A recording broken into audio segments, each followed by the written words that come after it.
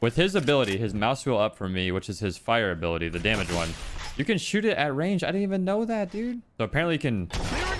Bro, I didn't even know that. Imagine, hypothetically, this could happen a lot, right? Imagine someone plants the bomb right there. Behind the thing. And they're holding it. They're holding on the bomb site. I can go like this, pull up my gun, and headshot them if they try and peek out. It's like throwing a nade. So I didn't realize, like, this is really, really good for just, like, zoning people. What exactly is counter-strafing? All right, so counter-strafing is where, just so you guys know, there's 3 different ways of moving in this game. There's crouching, where your crosshair is, like, really accurate. There's walking, where it's a little less accurate. And then there's running. And you see how inaccurate my shot is?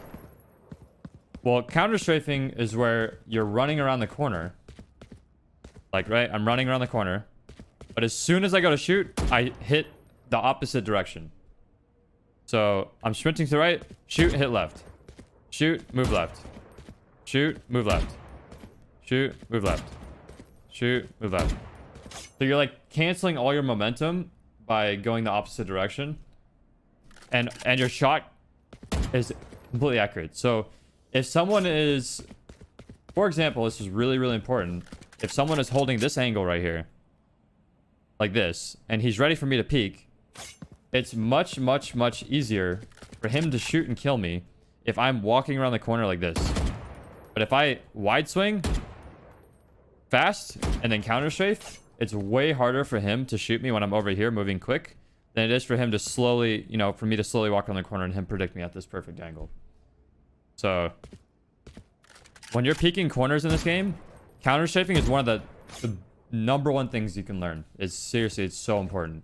Because you don't want to be a person that always just does this around corners. Like, you don't want to just walk around corners like this. Like, sprinting around corner is really, really important because you can move a lot quicker. It makes it a lot harder for people to hit you. But you got to learn how to counter strafe so you can hit your first shot. You could also, like, add crouching into it.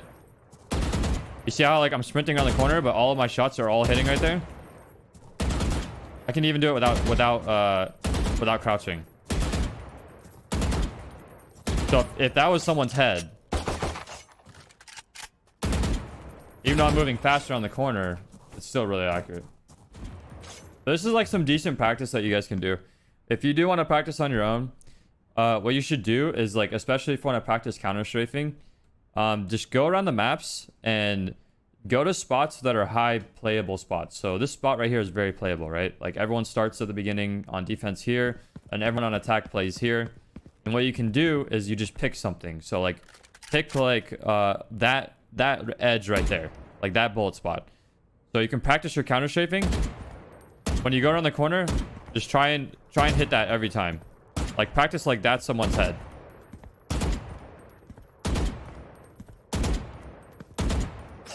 You can do the opposite. So, like, just randomly on the map, be like, all right, so I'm gonna shoot the left side of that frog's eye. That's what I want to hit. That's someone's head. So I'm counter strafing around the map. I'm gonna try and hit that every time. You can even, like, change your crosshair movement, but you always have that one spot you want to shoot at. So you can, like, do it up here. Let's just say hypothetically you're on attack, because you're going to be running into these situations a lot. If you're on attack, you want to peek this corner. Let's say that white little sign right there is someone's head. So you just want to practice, like,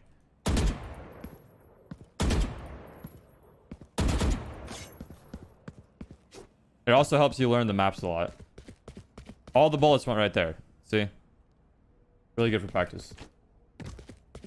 Who would stand there? It's not about who would stand there. It's about, like, you just picking a spot to aim at that you want to consistently shoot at. So, like, someone would stand right... someone could stand right here. I mean, someone would stand here. This is definitely a playable spot. When you're on defense, you have a couple different angles. On height, you can keep peeking like this. Shooting this little, like, sign is just like a spot for you to aim. Like, really, you'd be shooting right here, but, you know, it's just a spot that is not a person that you can aim at. That's probably, I think, if I were to give tips, like 2 very important tips to people in Valorant that are new to the game or just not very good. It's learn crosshair placement and it's learn counter strafing. Very, very important. Those two things. And what I mean by crosshair placement is whenever you watch a new player, what do they do when they run around, chat?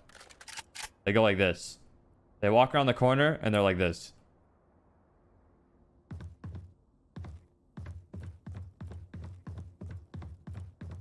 So like crosshair placement, what I'm talking to you, what I mean by this is always have your crosshair up at head level in a spot that you predict someone will be at. So when you're walking around the corner, just be like this. You know, upper level.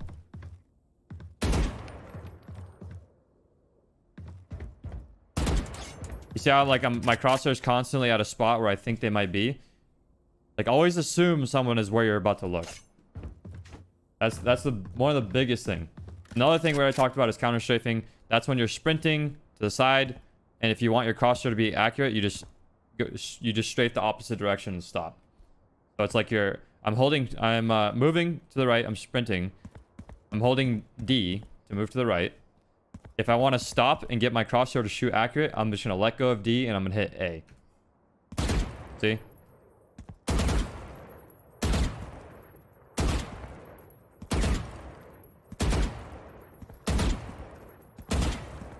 This is so I can peek a corner really quickly instead of going like this. Like this is really slow. This makes it a lot easier for someone to hit me. That's another thing. That's probably the third most important thing, is controlling your spray.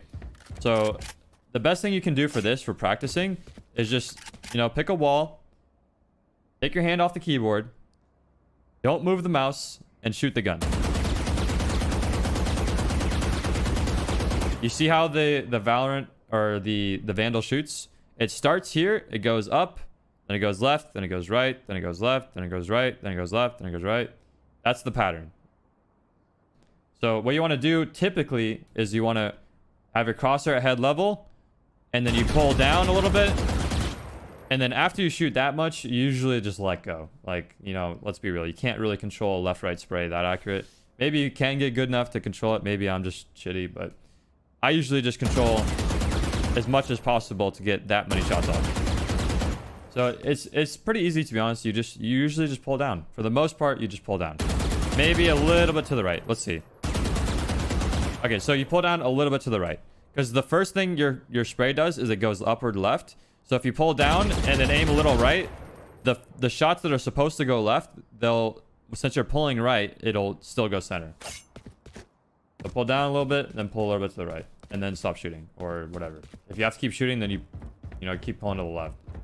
But it's hard to, if you overcompensate, if your shot starts going left and you're pulling left, then you're gonna go like this. You're gonna go like that. Because if it's going left already, then you pull left again, it's gonna be like that. It's all about countering the recoil control or spray pattern. I mean, do we crouch spray or does that matter? That's one of the things I'm not too sure, because like I didn't play CS. This is all information that I'm just picking up as I go, which is very important still. But I think crouch shooting is good, and I was told that crouch shooting it happens a lot, but I don't think it happens as much as you really think. Crouching is good for getting your crosshair to be your shots to be more accurate, because you're stopping your movement. It slows your movement. And you see, like, watch, let me show you. You see how, you see the black dots around my crosshair, right? That shows the inaccuracy of my shots. So if I'm standing still, this is my crosshair. My shots are pretty accurate. If I'm moving, that's my shots. If I'm crouching, that's my shots. You see how the difference between moving and crouch moving? It's a little bit more accurate. Just a little bit. So it helps a little bit. But I think a problem with crouching is that if, let's say you're fighting someone one-on-one and they go to aim at your body, like most gamers will, let's be real, like most gamers that play this game, they're going to aim at the body, because not everyone is a CSGO pro, not everyone's a Valorant pro, not everyone is insane at this game accuracy-wise. Most people aim for the body. So if you go to crouch, where's their crosshair going to be? If they're aiming at your body and you crouch, they're gonna shoot you in the fucking forehead. Is that you can't shoot while running, obviously. So what I was doing was I was just crouching. As soon as I saw someone, I was just crouching, because when you crouch, it slows your movement. It also makes your shots a little bit more accurate. Because look at the difference between this and this. You see the difference, how much more accurate it is? This is just random bullets, but this, a little bit more accurate. So at the very beginning level, like if you're just getting into the game, hitting crouch can help you a lot. All right, so watch what happens when I'm sprinting, I'm running. And now watch what happens when I'm walking. What was the difference, chat? What was the difference? No sound. Really important. Watch what happens when I walk and I take the zip and then I sprint. So I'm walking, taking the zip, quiet, sprinting, making noise. So you could walk, take it, no noise, and if I sprint while I'm on the zip, it still makes the noise. This is really important because you don't want people to hear you sometimes when you're going up the zip. Let's say they planted the bomb and you're trying to get into A, and there's a guy playing here. Like, you don't want to sprint up the zip and give him the noise, because then he's going to peek and shoot you as you're going up. So you want to go down the zip maybe. Wait. Also, you hear that? That's another important tip. Watch what happens when you walk off the ledge. They can hear that. If anyone's in that room over there, or anyone's in that room, they can hear that. So what you can do is you walk, you take the zip down, you let go of it, you take the zip up, you let go of it. I made no noise. But what a lot of people will do is they'll sprint into this room, they'll drop off, that's noise, they'll walk up, they'll sprint up the zip, that's another noise. And also b-hopping, it's, as far as I know, it's only helpful in this game for jumping through Sage's slow ability. I think that's the primary thing for it. I haven't figured out if it's like really, really, really helpful for, if it's actually super necessary. I think going around a corner might be a little bit helpful if you're trying to cross a corner that you, let's say you're forced to cross this corner right here, no matter what. Like, you're forced to run from here to here. You know, instead of sprinting across, it might be harder for them if you b-hop, because it'll make your body a little bit harder to you know, get shot at or get hit or get headshot. So that is a benefit of b-hopping. But you can do that with spacebar. You don't have to have your keybind on mouse wheel. My flash is my left mouse click, and my stun is my other mouse click. And the reason I do this, I put all of my keybinds on my mouse like that, is because I'm not going to be shooting when I'm using my abilities. So it's no problem if I have to take my thumb off the side of my mouse to click an ability, or take my middle finger and use my mouse wheel, or use my index finger on my mouse wheel. It's fine. And I want to focus my keybinds on my keyboard with my left hand. This is my left hand, by the way. I have inverted camera. My keyboard hand, I want it to be only on movement. But my fingers are always on WASD. My pinky is on shift, so I can sprint whenever I want. And my thumb can either crouch or it can jump. And then my primary is Q, and my secondary is E, and my knife is C. How's that your left hand? I have an inverted camera too, so I have it showing the gameplay, towards the gameplay. This is my right hand. This is my left hand. My keyboard is over here. My mouse is right here. It's just inverted on the camera. Positioning is holding angles where you only have to hold one angle at a time, but you have options for others. And what I mean by that is, let's go to the A bomb point. So let's say you are, you plant the bomb and you're right. You have the bomb right here, and you're holding near the point. There's a lot of different angles you can hold here. So this one is pretty good, because you can watch a lot of different stuff and you have cover behind this thing. Let's say a bad player after they plant the bomb, they'll hold like right they'll hold like right here. They'll hold like right here. So the reason this spot is really bad is because, yeah, you do have cover, but the problem is you can watch this, but you don't really have line of sight up here. So if someone just walks out of the window and walks up above you, like the only thing you can really do about it is constantly turn around and look up. But if you try and back up and peek it, you're open to die from there, you're open to die from there, or if someone's already out, then they can shoot you from different angles. So positioning is really important because you want to have spots that you can defend, but also not be vulnerable to other spots at the same time. So a strong spot, you know, this might not be the strongest spot, but this is just for an example. If you plant the bomb right here and you're holding this, you can kind of control that angle. You can control this angle. And whenever you're like going to support this angle, no one else can shoot you.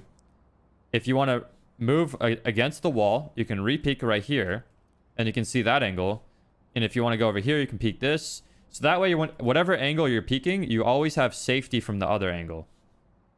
Like the only way someone's going to be able to kill you from one side or the other is if they peek like for like 4 seconds and move around a corner.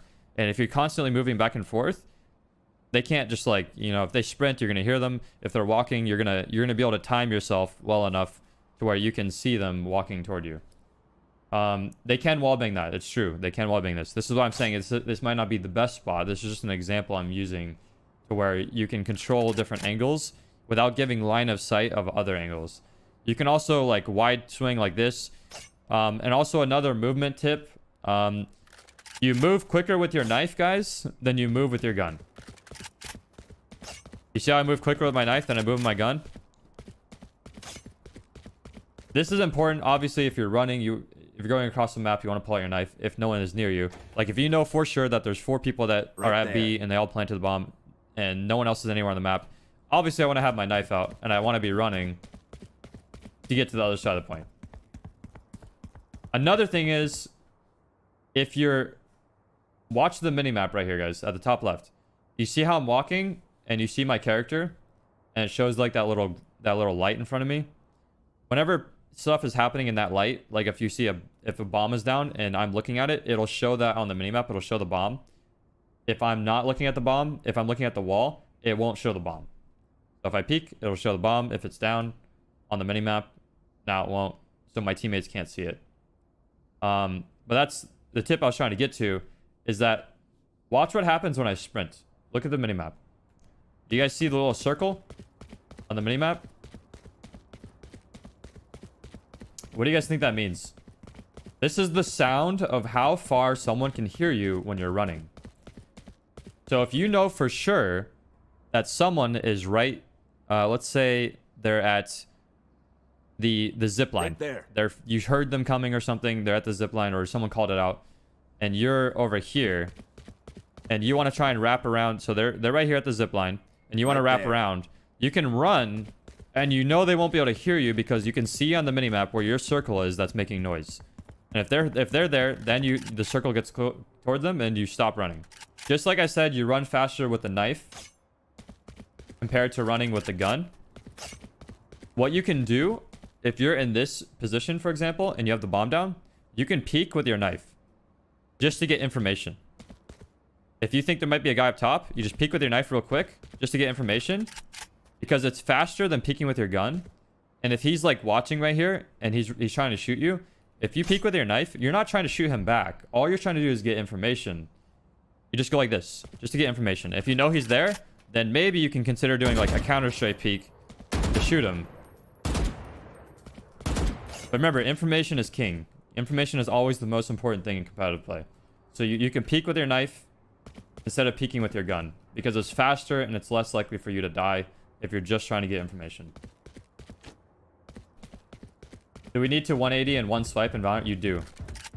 If you're shooting someone and you're getting flanked, you're gonna have to... That wasn't 180, obviously, but you're gonna have to learn how to do 180s, because if you're in a 1v2 situation and there's no way you can get out of fighting both of them, let's say they push you at the same time, and you kill this guy, you might have to 180 real quick and then kill that guy immediately after.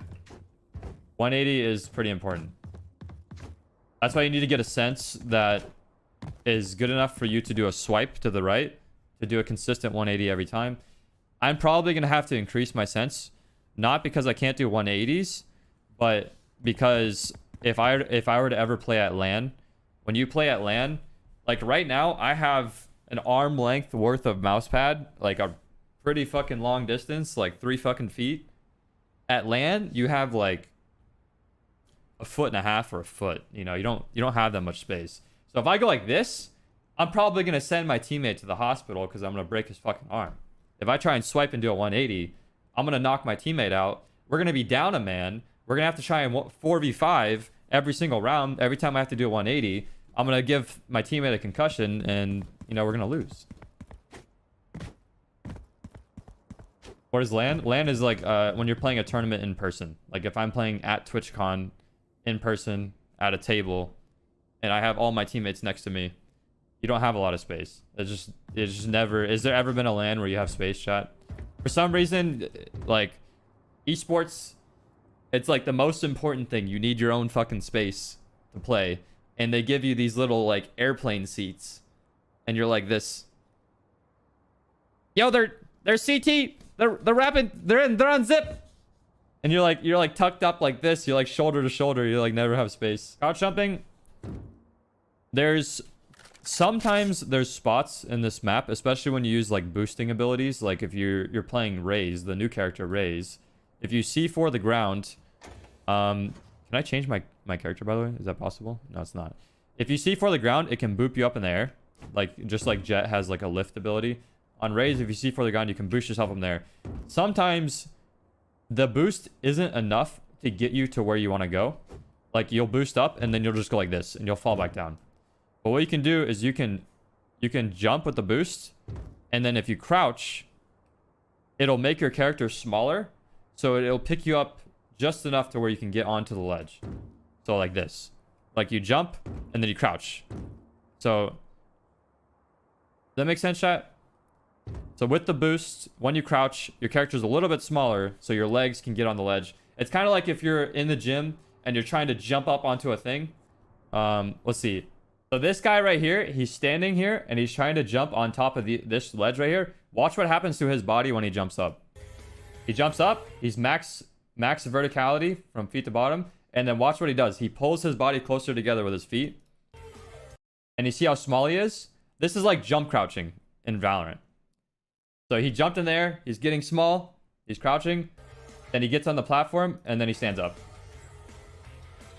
I love that this example is so fucking good for explaining jump crouching in a video game. It's actually perfect. All right, so that's all those things for jumping, movement, all that stuff. Last general tip I'll give you guys is about buying. It's going to be a pretty basic one. Once you get into the middle of the game, let's say round like 5 or whatever, you know, round 5 to 10, a very general tip is that you want to use this up here. It says minimum next round. It means if no matter what, if I don't buy anything else next round, I'll have $12,000. If I get kills or bomb plant, then obviously I earn more. But if I just die at the beginning and I don't do anything, I'll have that much money at the beginning of next round. A very, very general tip is that you want to buy until you have 3,900 left. And the reason I say 3,900 is because the Vandal is 2,900 and the armor is 1,000. So if you have 3,900 left, you can buy an armor and you can buy a Vandal. And that's like doing a full buy almost.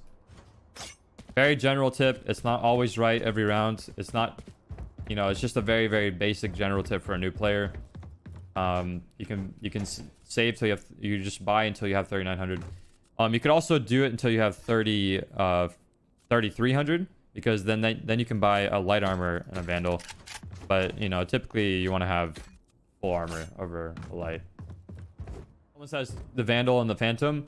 So these are the two best guns in the game. The reason the Vandal is better is because, if you didn't know, the Vandal and the Phantom are basically the exact same gun. They're the same price. They pretty much do exactly the same thing, but they're a little bit different based on versatility of your playstyle or character choice. The Vandal, if you look at the right, let's see if I can show this somehow. If you look at the right, It has the damage numbers, right? The damage numbers is 39 body, 156 to the head, which is a one shot. Even if they have armor, it's a one shot. 33 to the leg, 0 to 50 meters. It shoots 8.32 seconds or rounds per second. The Phantom does almost the same thing, but it has a faster fire rate, 9.9 rounds a second, so it's better. It has a faster fire rate, so it's better up close. Between 0 and 15 meters, it does 39 to the body, the same as the Vandal. Does 156 to the head, same as the Vandal. 33 to the leg, same as the Vandal. But it's only up to 15 meters. It's only up to 15 meters. So if you are 15 to 30 meters or 30 to 50 meters, you can't one-shot someone in the head.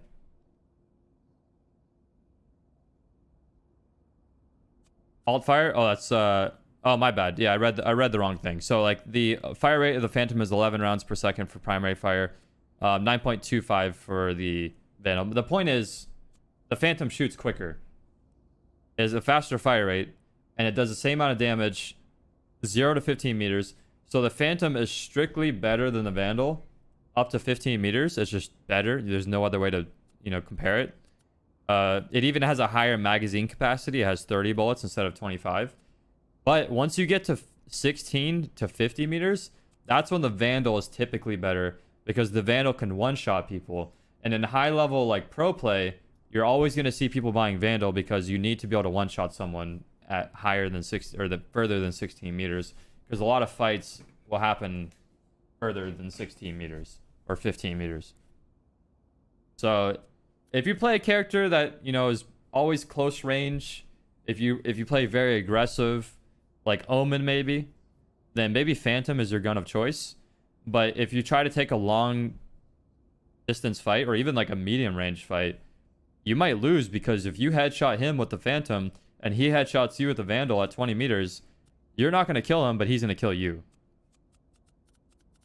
Make sense? This is what I love so much about the balancing on the guns, is that both these guns are the same price and they're balanced so well. It's just versatility. That's one of the things that pissed me off so much about Apex, is Apex just had a straight tier list of stuff. It was like, these guns are the best. Then depending on which gun you picked up, it was just worse and worse and worse and worse. It was never like, oh, this gun's good for this situation and this gun's good for this situation. It was just like, oh, R99, best gun in the game, I'm picking it up. PK, best shotgun, best secondary in the game, picking it up. There was never like a situation like, oh, maybe I should use EVA 8. It could be better here. It's like, dude, you just pick up the PK. It's insane. Yeah, that's the tip on buying and stuff.